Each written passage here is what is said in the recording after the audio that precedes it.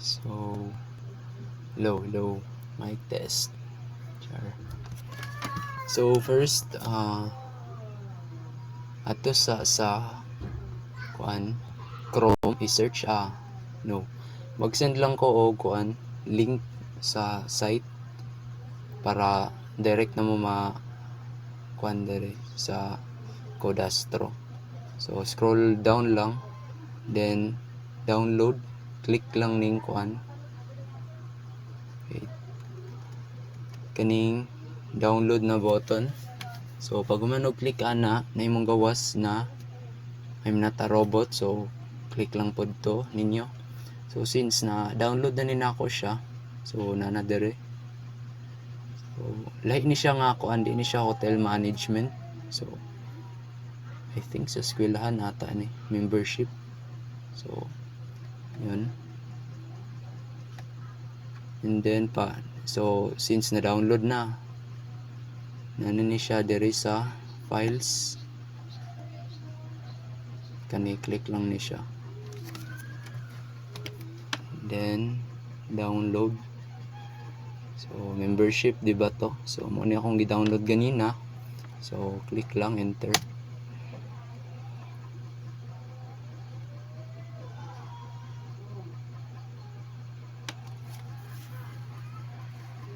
Then wait lang. So yun, pag human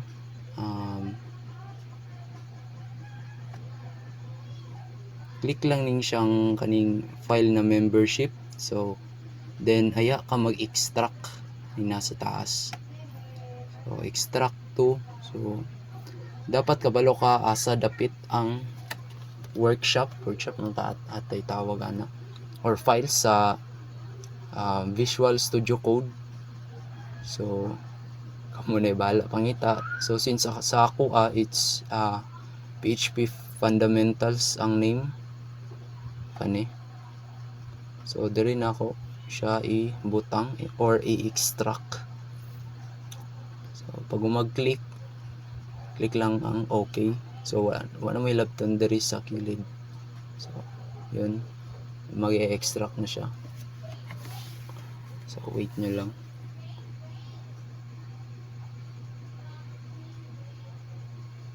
So yan.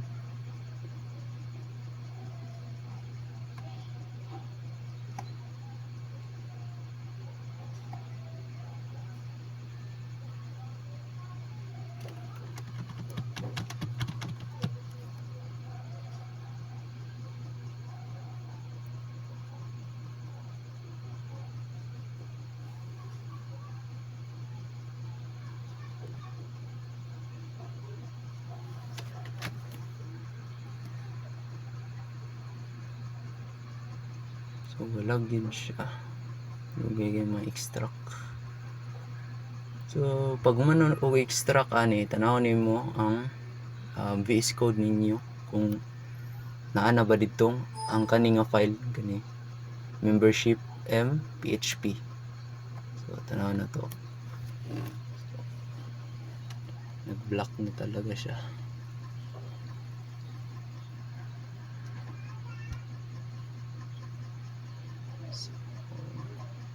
So yan. So tanaw ninyo wala. So wait nyo lang kasi naglo-load pa. So yun. So makita nimo na butang na siya dire sa PHP fundamentals na files. Hindi ko lang sure na kung unsay name sa imong files, basta yun na yun. So yan, humana na dire sa VS Code ang files. Pag human, so wala na kahilabtan ana, then adto na punta sa files. I mean sump. So yan. So kabalo naman siguro mo kung saan pag start ani. So click lang Apache, MySQL, SQL. So then wala to ninyo mag-green ning duha.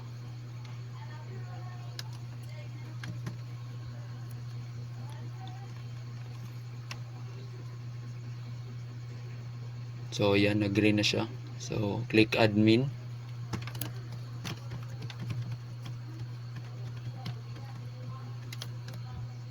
So pupunta siya sa localhost. So yun, wait nyo lang na mag-load.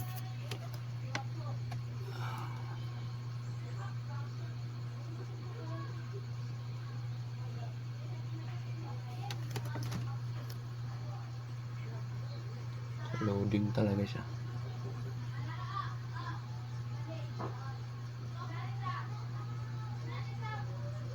So, wait lang na.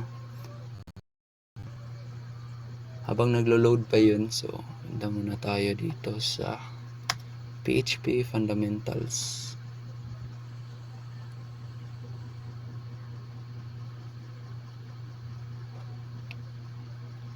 So yun, dito sa membership PHP.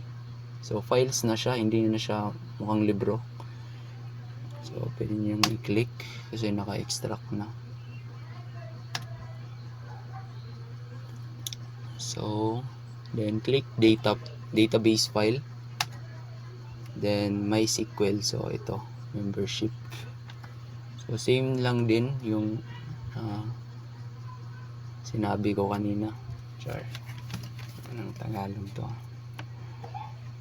Okay, yun. Click nyo yung new. Ito. And then so wait na lang na mag-loading. Then database name. Ang sa database name, dili mo pwede mag-create o inyo or bisag unsa lang inyong ibutang diha. Mag-base ta dito sa atong download. So dire sa database file kani. So kopyahon lang ninyo yung iyang name.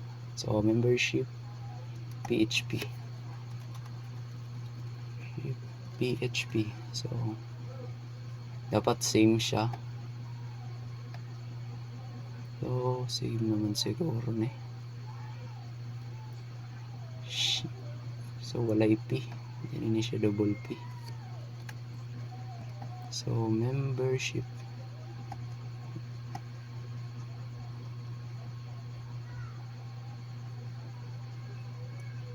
So ayan. Then aya mo mag-create. Pag umano create, so process request. So wait na lang.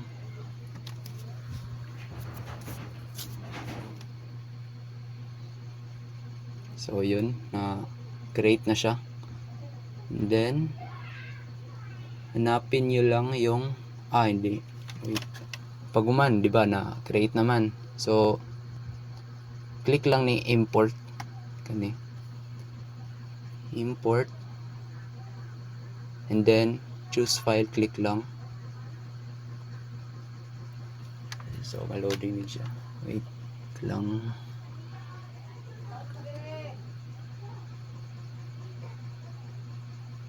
And then pangitaon to ninyong database na file or SQL. So dire man to sa akong kuha na save membership database file. So membership. So click lang, test open. So yun. And then scroll down. So wala na kayong gagawin dyan. Then click import.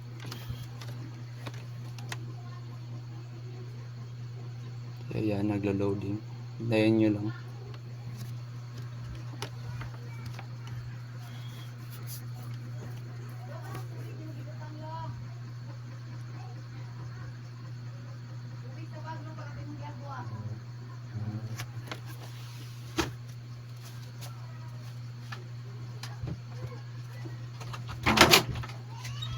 Nadire.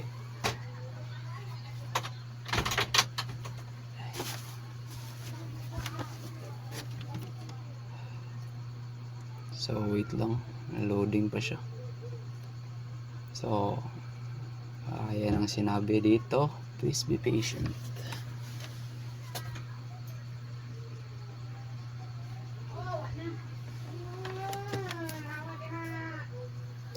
So yan, na-import na. So successful na yan.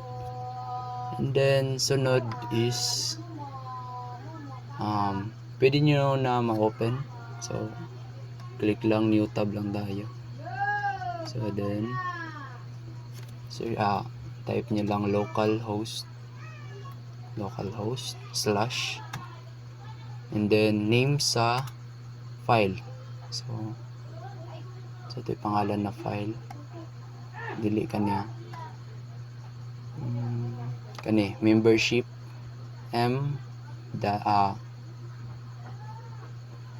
PHP.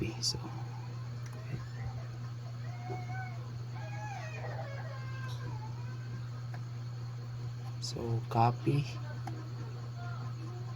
then yan. So dapat ingani ang pagkuan. Wait, wala pa lang konto isa. So sa htdocs kailangan pod ni siya i-copy. So ini copy ni one, Control C for copy, then hanapin nyo lang itong htdocs. So pwede nyo yung i-search dito. So search nyo yung htdocs, so lalabas na yan. And then Control V para ma-paste.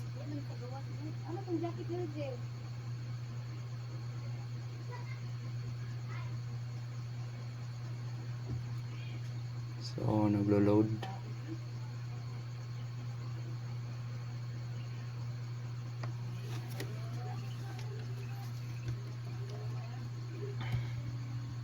So yan, nana siya dire sa htdocs na files to.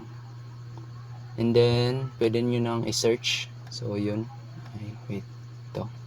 So click lang enter. So ito lang yung ita-type nyo.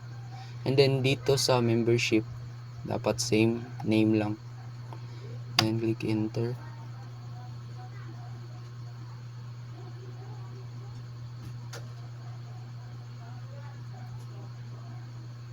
Then yan, pupunta na tayo dito sa membership login interface.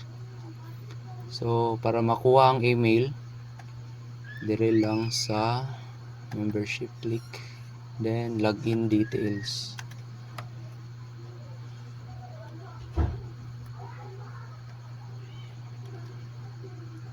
So paste,